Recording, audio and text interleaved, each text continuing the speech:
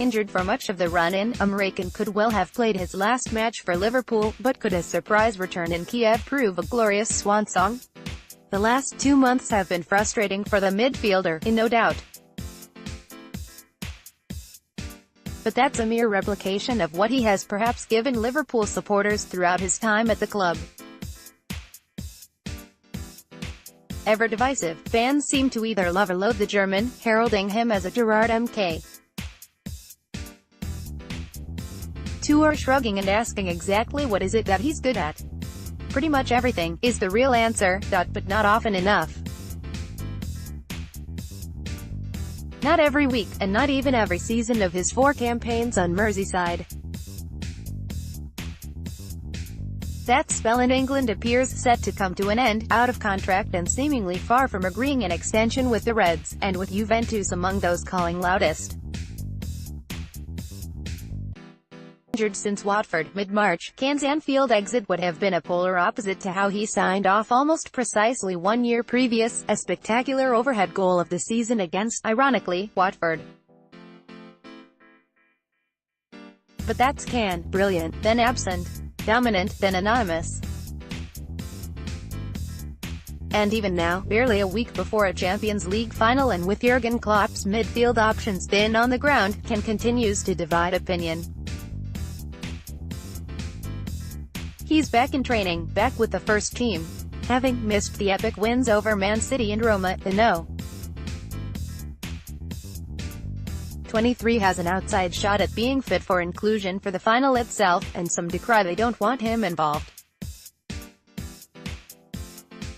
Commitment issues aside, this is clearly errant nonsense.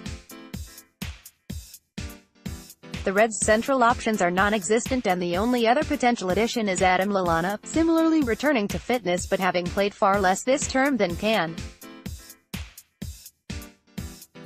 Simply put, Liverpool have no choice. If both are fit, they go in the squad. And for Can, it's an extraordinary, unlikely opportunity to go from disinterested summer sale to potential hero, leaving at the highest possible point, an iconic exit on par with those remembered throughout Anfield history. Even if fit, Can shouldn't start. But off the bench, he provides tactical cohesion more rounded than perhaps any other at the disposal of Klopp, perhaps with the exception of Gini Wijnaldum. Needing more offensive power, Can provide it. Defensive steel, he's more than adept. A creative outlet, a passer from deep. Aerial prowess, full-back cover, an extra centre-back for any reason? He ticks every box. Regardless of the scoreline, Can would be a go-to option off the bench for the boss, and one he would likely be prepared to use far earlier than he has turned to the likes of Dom Solanke, Alberto Moreno or Ragnar Klavan recently.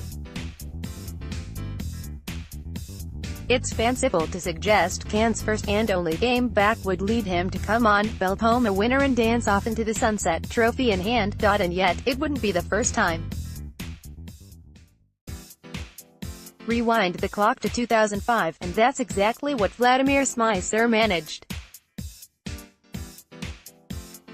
The parallels are obvious, a much heralded player, who split opinion through versatility, a lack of consistency and too many injuries. Yet it was Smicer who provided a dagger in a time of need in Istanbul, and his final touch of the ball for the Reds was a penalty, scored in the shootout. And, of course, all that came off the bench.